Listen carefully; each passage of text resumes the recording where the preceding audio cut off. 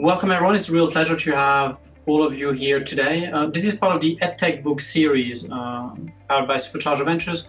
And we're here today with three amazing authors of the book. We have Elena, Tanja, and Doug all around the world. And we're here to speak about one topic, which is transforming school for a better learning experience. This is part of the submission of a globally crowdsourced book. And these authors will be working with us over the next 30 to 45 minutes to share their views and hear their insights on that topic. Before we go ahead, I wanted Elena and all the other authors to introduce themselves and also tell us why do they believe that a better learning experience is possible for students today in the age of EdTech. Elena, let us hear about who you are and why you think this topic is relevant.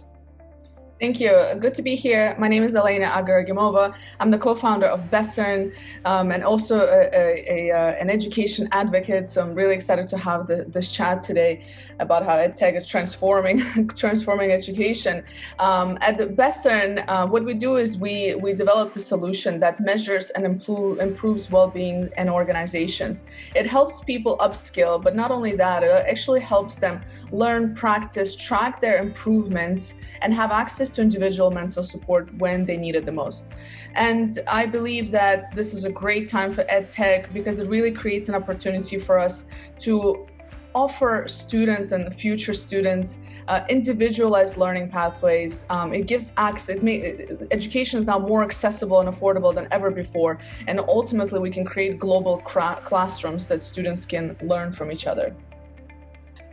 Thanks a lot, Elena. Tanja, what about yourself?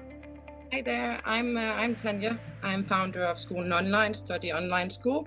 And that's a place where we meet students with online classes on a global environment. And I do believe that that's a way that we can transform educational pathways for students to take their own individual skills and upgrade them. And schools could especially join in on this pathway. Thank you very much. I'm happy to be here. And finally, Doug, who joins us from sunny Madrid. Thanks, Janos. Yes, I'm currently based in Madrid. I'm an Aussie, an ex-teacher for the last 15 years in mathematics. Really love the K-12 space, but also passionate about education technology. And having done a master's in EdTech, I'm now working as an EdTech consultant based in Europe, helping specifically EdTech companies focus in on the K-12 space and that sector, looking at solutions to enable what I see as a key solution is getting the data and the interoperability between systems within schools to make personalized learning journeys actually work for students so that they're not stuck in a very rigid and traditional school system. Currently working with a great Australian and New Zealand startup called Education Perfect on their global expansion, and really excited to be here, Janos, as part of the Superchargers and the EdTech book. Excellent. So for everyone here, as mentioned, the goal of the EdTech book was to put global thought leaders into a single volume and hear their views. And today's webinar is to bring this future a little bit forward and be able to share you the insights before the book is released in later this year, in 2021. So maybe starting with you, Doug. So how does technology contribute to enhancing the student experience in your view? For me, and my focus definitely is on the K-12 space because that's where my experience has been for the last 15 years. I see, really the power is, firstly, people talk about engagement and that, that the expectation of our learners these days, they're on screens, they're on, gaming a lot of the time. So that the vision and the pictures, literally the illustrations of the learning that a digital platform can bring can just automatically engage students at their level and where they're at and where they see the world.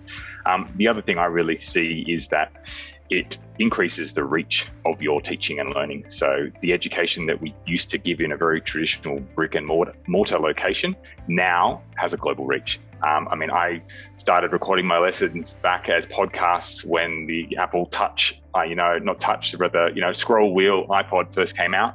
And I still remember a student, who was a low ability maths kid coming in, being super excited because she was out on her jog that morning. And I came in through her shuffle playlist on her shuffle, teaching about the maths lesson that we were doing yesterday because I had recorded it and uploaded it. And so just the fact that it means you're your teachers or for teachers, you can reach students, your learners, beyond that little half an hour or 45-minute block, for me has always been one of the most transformational things. Nowadays with, remote learning, we're much more used to recorded lessons and people doing it everywhere, but you are creating, content that students can reflect on over and over. It's not just that one lesson that if they miss that class, they'll never have that opportunity to engage with you again. So for me, that's one of the biggest powers of digital education. So I think here, what you're talking about, how almost like not just technology, but new media, right, can enhance learning, right? So complement it or do it before. I guess, Elena, I know you're doing quite a lot of work also on different formats and different channels.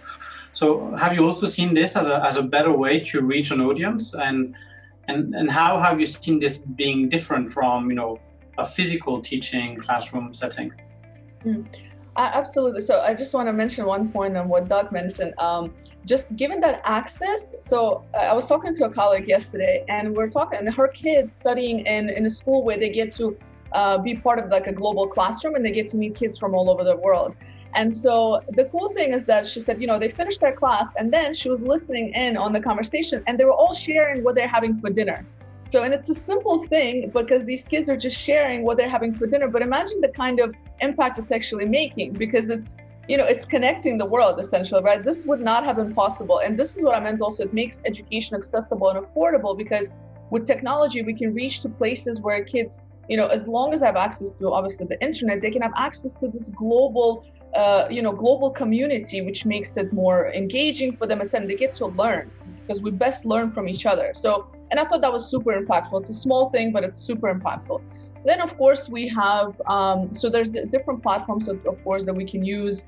There's a lot of gamified ways to create education opportunities as well. And what we've seen is that, there's still that kind of want for that face-to-face in some cases, but, and I think the hybrid model is going to be the one moving forward. But at the end of the day, technology as simple as these kind of platforms like the Zooms, right? We're still able to connect. We're able to connect on a quality level. We're able to have conversation. We're able to have different groups in one call, etc. So I think that, moving forward, I think that it's just about creating engaging conversations, engaging content as well when it comes to education, relevant.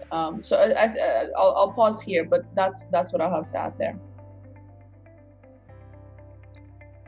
Tanja, do you agree on this? What have you seen, from Denmark, from your perspective, and from the work that you've been doing? Any parallels you can draw from the experience of Doug and Elena? Yeah. Well, I agree with what they are saying with the way that the students can connect with the global people, even in our online classes at our school. We have students living in Qatar and Norway, Faroe Island and Denmark, and that's just this year. And the more students and parents and businesses who has parents living abroad, they will notice that there's these possibilities for the children. I think the more students will join on the digital learning pathway, because it's flexible. It gives them another way to dive into subjects and topics that actually has their interest, so they can be get better skills at this way, or doing this way. So I do believe that we will only see a growth in a way of students studying this way, and the more that will get connected to the internet, the more will join in. But I also do believe that educational technology can reach the students who even does not have access to the internet yet, because educational technology is also offline learning. It doesn't have to be online learning. You can take it and play and learn, and take it to places where they might only have electricity or the sun to help them learn from educational technology. So it's a whole new world. So that's actually a good point, which is, I think obviously we talk a lot about education technology now because it's the only way that we can do something, given restriction, and things are changing now. But in your view, when it comes to teaching, is there certain elements that we're just better off to do physically? Is there a type of experience or a type of age groups which are just better at handling physical one-to-one relationship as opposed to an online tool and an online delivery? Is the experience always equal for every content or for every type of essentially participant? So Tanja, you seem quite opinionated, so Yeah. please go first and then. I do. I'm agreeing with you, because it depends on the age group, and that's all kind of learning that depends on the age group. And the older you get, the easier it is to handle this flexibility that comes with online learning. And the younger you are, the more help you need to have with it. But everybody learns from hands-on learning. So I do believe that we need to present students with hands-on learning still. How we say it at Skolen Online is we mix online technology with offline reality. And if we keep that focus, then we're sure to give the best that we can give students on a worldwide basis, actually. Thank you. Anyone else? Go ahead, Doug. Yeah, Janos, I was just going to say, from a K-12 standpoint in the classroom, the thing I think that really is difficult to replicate online is the empathetic, teacher, and the connection that comes with that real relational aspect of teaching, which I think in the past, and I actually wrote in my submission to the book, I think a lot of it comes naturally. You probably heard, whether you believe it or not, people talk about, teaching just comes so naturally to that person, or you're such a natural teacher. I think what they're really saying there is that person is very naturally empathetic. They have a high EQ, and they understand and can read other people seemingly quite naturally, and therefore understand the relational needs of that person at that point in time. And so that's just much, much more difficult to do in a virtual setting. In a classroom, you have a physical or a mental feeling of the room and the space, where the energy is high, where the energy is low, where there's a conversation going on, who is most engaged, and you can move around that space and draw people in. You can create smaller spaces and bigger spaces, and breakout rooms, in Zoom just don't cut it. I mean, they're great, and they are a tool that we need and help break down a virtual lesson to try and replicate. But I feel that physical aspect of being able to connect and even build a rapport between the peers in that classroom. So those conversations that happen desk to desk when the teacher is doing something else or working with another student, that natural flow and ebb of a classroom doesn't tend to happen in the virtual space. Mm. And just to kind of pick up from that as well, when we work with adult learners, whether it's in or higher education or corporations, it's very similar, because at the end of the day, we're humans and we need that interactions, right? But what I think is beautiful about technology is that technology gives an opportunity to have that continuous learning piece, while that face-to-face adds to other aspects. And so even when we work with corporations, we do encourage, we say, listen, the learning can take place online, in our case, right, and with the adult learner, but then let's also have opportunities for the team to kind of meet and to chat and to build relationships, because that relationship piece, Doug, that you mentioned is super important. But again, with tech, then you can continue to learn at your own time, at your own pace, right, outside of that physical interaction. But so as I mentioned earlier, I think that hybrid approach is definitely the way forward, and we're going to see more of that. Is there, I have a question. So on the well-being element, right? I've over the times I've got to discover, for example, I think podcast is a great format because it's a very private setting.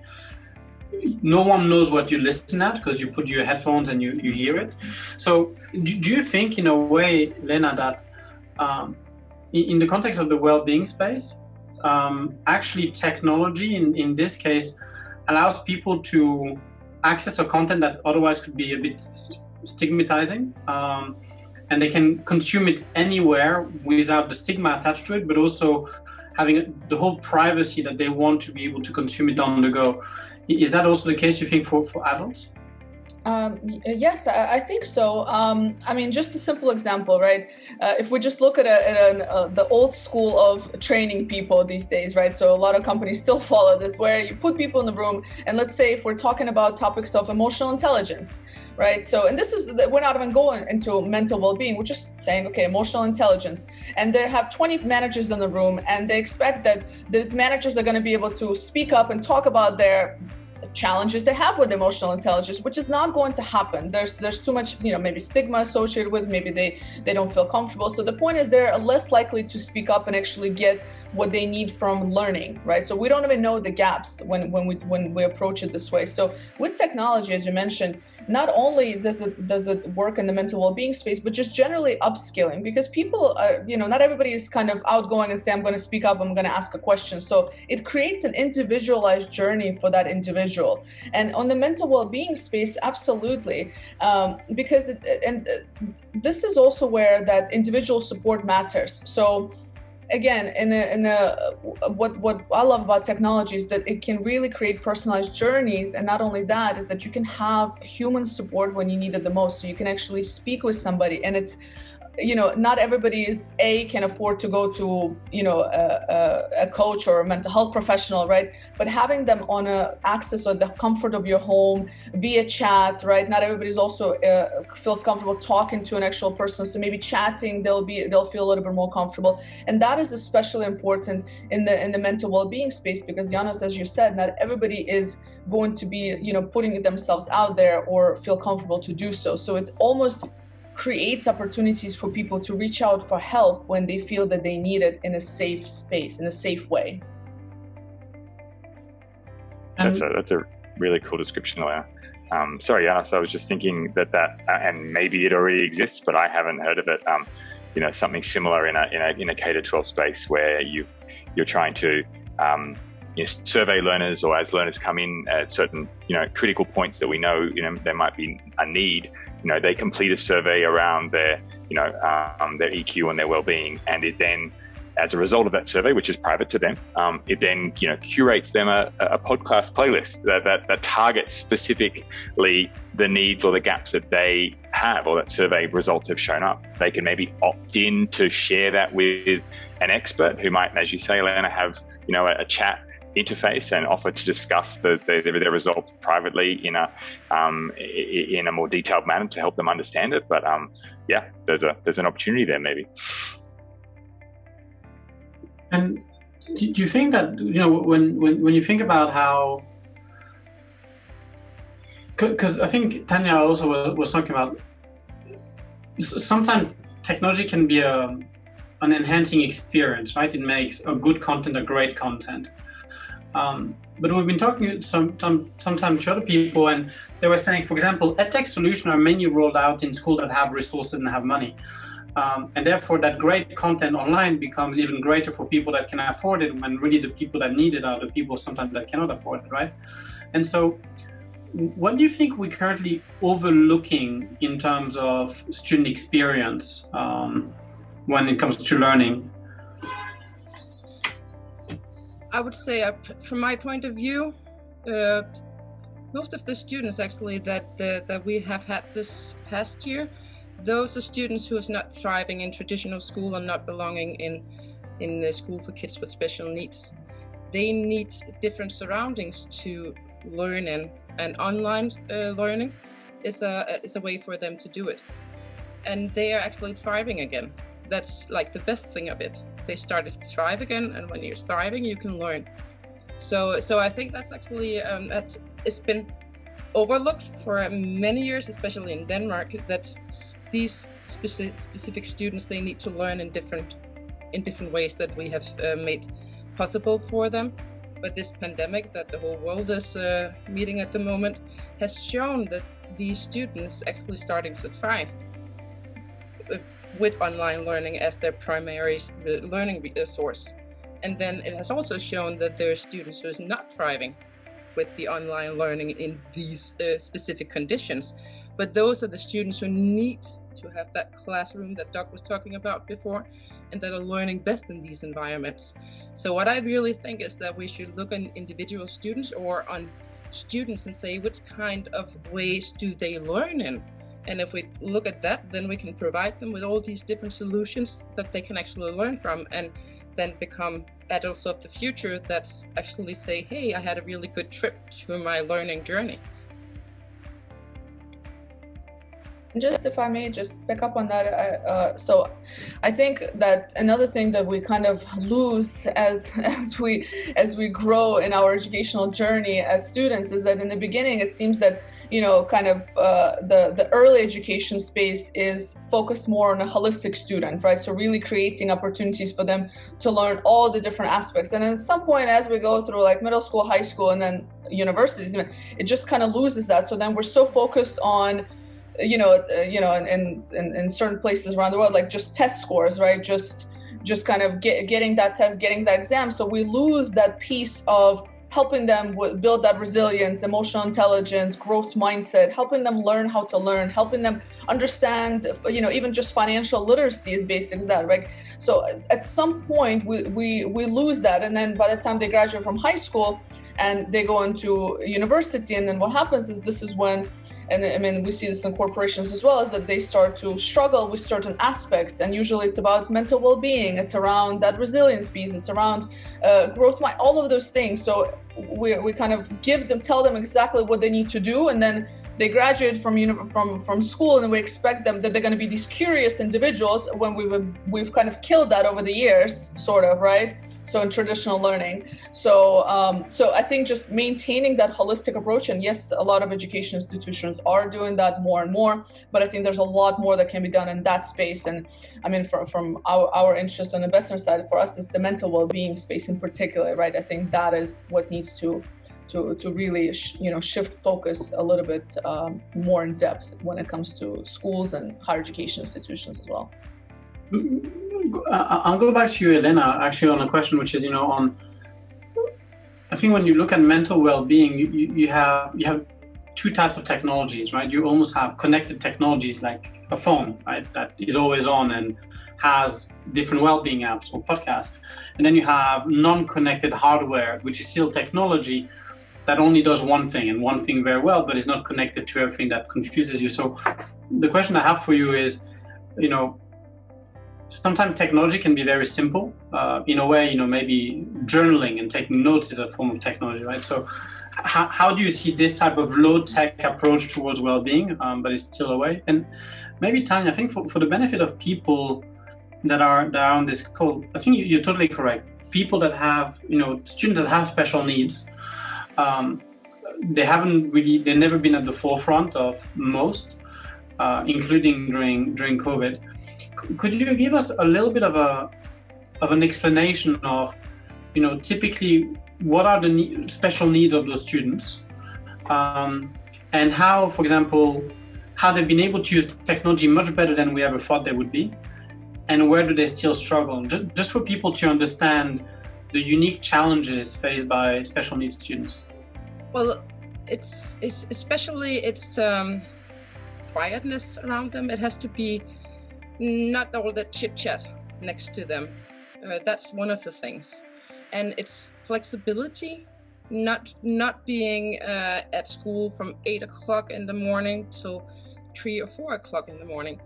They are not in that kind of special needs students that needs extra help with everything.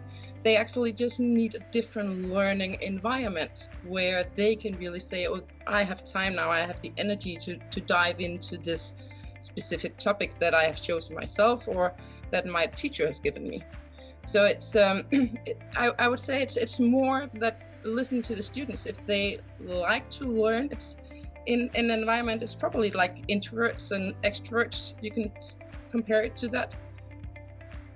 People are introverts, they are probably more, they are thriving more with working in their own private space and then move into that extrovert space when they have energy to do it, and then they go back again. And that's the same thing with students. It's just the other way around. That's where they are studying, and then they have energy to be social and have their or are thriving, and the well-being is actually being lifted up this way by dividing the learning part by the social part that we also force down on students in traditional classrooms or traditional schools. That's actually one of the things that are helping a lot of the students that I'm meeting. What about, Elena, did you give a thought about the low-tech, still techy ideas that, can be used to increase experience? Because, for example, using pen and paper to reinforce a learning is a way to have a better experience, right, altogether. So have you thought about this? And then, Doug, I'll have some questions for you just after. So I think an important piece here is, so there's a lot of different techs out there, right? So it's at the end of the day, what works for the individual. So technology can either be distracting, it can hurt you in some ways, right, if you're not utilizing it properly. So if we're just, social media can either help you or drive you nuts. So it's really up to us in terms of what are we exposed to there, how do we use it. Same thing with different apps. Some apps can cause more anxiety, some of the to-do apps, getting things done apps type things. So some of them can cause more anxiety than others. So I think at the end of the day, it's helping individuals understand what works for them, right? So, and this is where sometimes having that, individual support really helps. Having those conversations really helps. Oftentimes we're very much in our minds and we don't even know kind of what's available to us. So it's making sure that we understand the resources, the tools that are available, and then making a choice that works for us. To answer your question, I think there's different tools that are available. It's just, I guess, what would help you the most? What process, what system would help you the most as an individual? And in order for us to determine that, we need to look at, what are the biggest pain points for that person? And so it's, I would say it just depends on what people need. For me, Janos, can I just jump in there? Because there's something that I was sticking in my head before, and it relates to what Elena's answer is, that I think one of the things we overlooked at schools and institutions have overlooked particularly is the assumption that students are digital natives, and it gets thrown around a lot. It's like, they'll just pick it up. They're digital natives. They've grown up with this technology. And if anybody has taught a Zoom class or, whatever remote lesson, we'll all know that, students are not that good at finding where they need to submit work or where they need to download those resources to complete the lesson. Nor are they versed in going into a breakout room and having an active discussion on the topic that you put in the chat. These are things specific to remote learning, but I think as teachers and educators, we need to be really deliberate with teaching those skills and teaching those tools so that we get effective use of the technologies that we have access to. And that I wanted to mention that because I think that really ties in with what Elena was saying across the educational journey, is that even adult learners, we all have a need to find out what's the most effective tool for us. And we can only learn about that by, having that conversation or engaging with our teacher who has more experience to say, well, have you tried this? Or have you tried this? What has worked for you in the past? And if that means going to a more low-tech solution like a pen and paper, I know personally for me, maybe it's what I grew up with, or maybe it's just what works with me. I find when I was doing my master's, using digital textbooks, I find when it came for me to write, I tried it and I did all my master's was entirely online, and my digital papers and theory books were all online. When I came to write my summary papers at the end, I found it really, really difficult to go through and find all those things that I'd highlighted on my Kindle and various apps. I'd done it here, I'd done it in Evernote. Whereas if I had printed them out and used a highlighter and physically, you have a mental picture almost of, I remember where that quote was, or I remember where that, for me, that's what worked for me. So it's different for everybody. If I was to flip around what we just mentioned, we talk a lot about the student experience, but what about the teacher experience, right? So how, starting with you, Doc, because you were talking about, you just had the mic so far. What about enhancing the experience of the teacher? Down the line, we may think of technology and, student experience and empowered teacher creates also a better learning experience altogether. So we talked a lot about the student side, but what about the teacher side? Yeah, that's a really good question, Janos. I think for now, teachers are just and I can speak K-12, I'm sure it goes beyond that to universities as well. But teachers are just absolutely exhausted. They have been, thrown to the wall, against, every particular challenge has been put on their plate. And the majority of them have risen to that challenge. And I know have put in, copious hours during the pandemic because of just their natural desire to continue and try to continue learning for their students, to create new digital resources that they didn't have to do, late hours. So I think that's for me, it's a really cognizant thing that we need to be aware of as we come out of this into the new normal, whatever that looks like, that teachers regain some of their personal time, because it's not fair to them. There's only so much teachers have to give. There's a reason we have term holidays at the end of breaks, is so the teachers can emotionally refill their tank after everything that they've given to their students. But I think from an EdTech point of view, to really focus in on your answer, on your question, for me, where there's a real need to enhance that teaching experience or the teaching and learning experience for teachers is to have apps that actually make our roles more efficient. Apps that will remove, multiple data entry on student reporting, apps that will, make smoothly transitioning from one digital resource to another, moving between schools. That can be an enormous hassle in the international school market where teachers tend to move around a lot. You've created a whole bunch of resources in one learning management system, but there's no tool built into that to export that and take that to your next school. And obviously there's complex issues legally around who owns that content. You created it, but maybe you signed that away depending on the contract at the school. But still, I think all teachers feel if there can be better interoperability between the numerous EdTech platforms and systems that are coming onto the market, that will enhance the experience. In addition to that, single sign-on, which I know is gaining speed, but it still seems to be crazily slow. To get students quickly onto a platform using whatever system the school's currently using, it makes that transition and the teaching and learning experience so much more enjoyable, and it takes a huge admin off the teacher. So anything that can speed up efficiency around admin, marking, data tracking, I think if it saves that teacher time, everyone promises it'll save time, but most of the time it ends up adding more time to a teacher's day.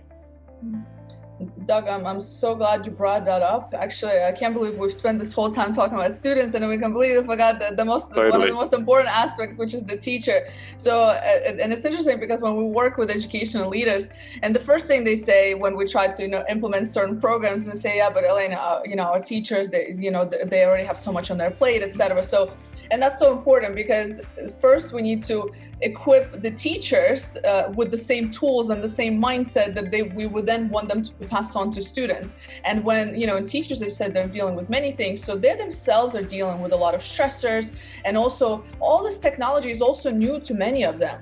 So helping them become comfortable with it and at the same time maintain their mental well-being as a result of all this, right, is very important. And I think this is where we found really impactful to help them again, same approach, right? To make it accessible, affordable for the teachers to apply the learnings that they need to learn in order to be successful in their jobs. So essentially helping them create systems and processes that will make them successful in upskilling and upgrading their skill set in the classroom and learning all this technology, but in a way that is not overwhelming.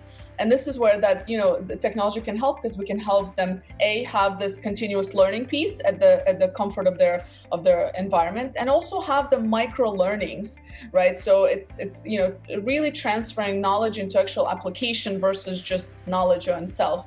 And teachers are very busy as other working professionals, so creating these micro-learning experiences where they can sustain them, where it's easy for them to access it, and also at the same time they can have that human support. And I think it goes both ways. I think it just comes down to the differentiations in content, right? What kind of content we're providing with one party versus another. But absolutely, I think teachers and just educational leaders working with these students need to be first and foremost supported before they can support the students. Tanja, you have thoughts? Yeah, well, actually, I'm agreeing with what has been said here. And I would like to add that I think that there's one more thing that's really important, and that's the teachers are teaching in subjects and lessons that they actually really burn to or desire to teach in. There are too many teachers not teaching in lessons that they want to teach in, and that's actually not good for the teachers and definitely not good for the students.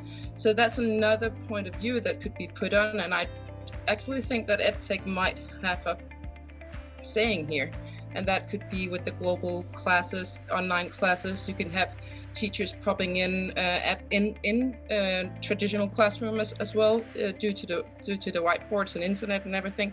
You can have teachers popping in from all over the world, teaching subjects that they actually really have something to say about. And so I think that's really an important thing. And if I should put one more point on this, then it's the parents. The parents are also really important because it's their children, and they are getting more and more engaged in their children getting the right educational pathway. So we should definitely remember them in all kind of ways. No, I think it's great.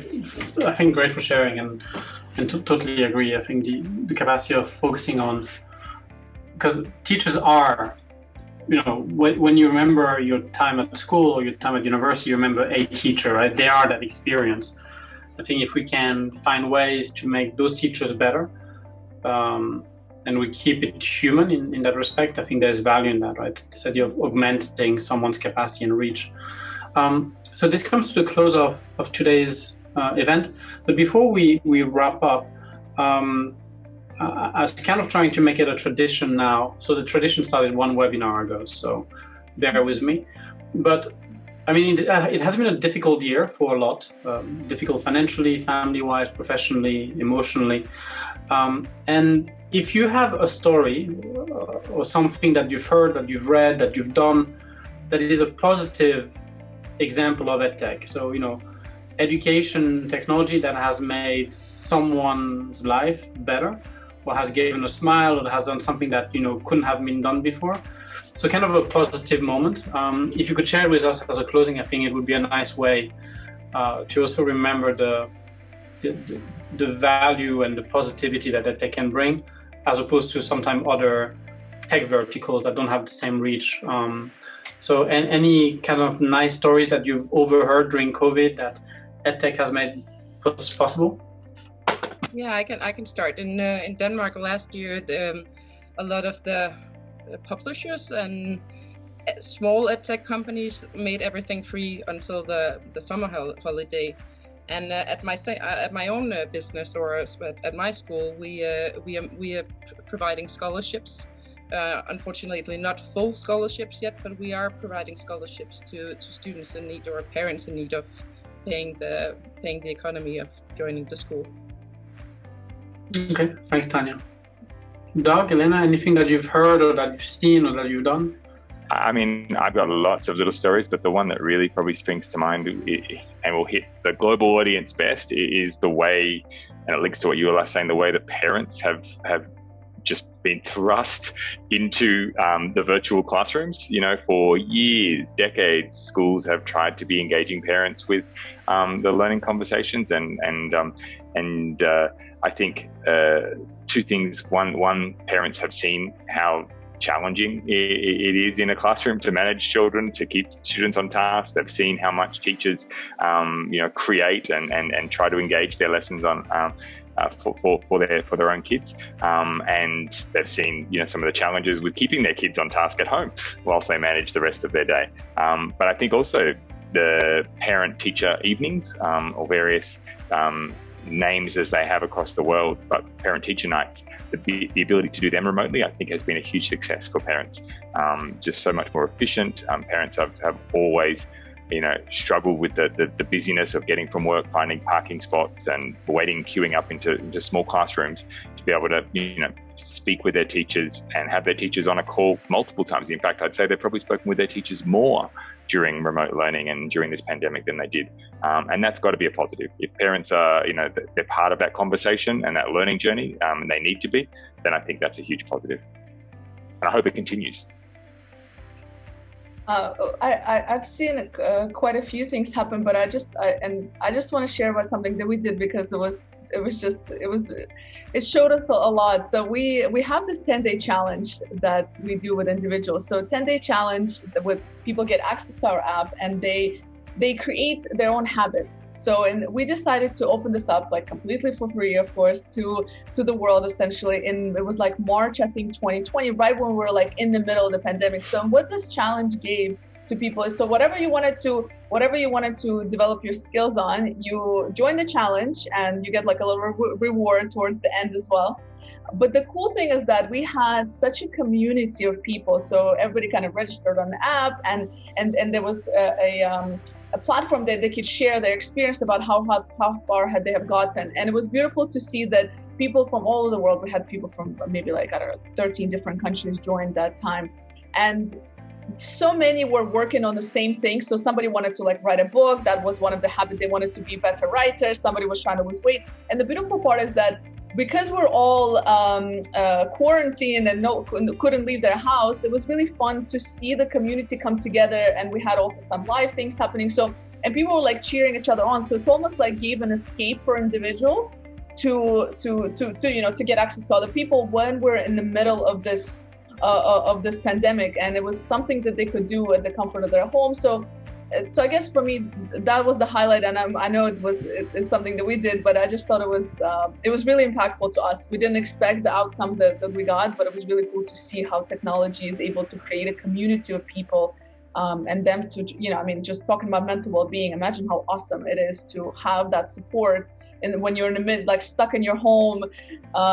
So I thought that was pretty cool. So I would have to share that one. Excellent. Okay, well, Elena, Tanja, Doug, thank you very much for taking the time today and sharing your insights on how we can enhance the student but also the teacher experience by ways of technology or not sometimes. This part is a webinar as part of the EdTech book series that will be released later this year in 2021. So on behalf of myself, Tyrese, and the whole Supercharger team, thanks a lot for taking the time, and I appreciate you sharing the insights so openly and publicly with everyone watching.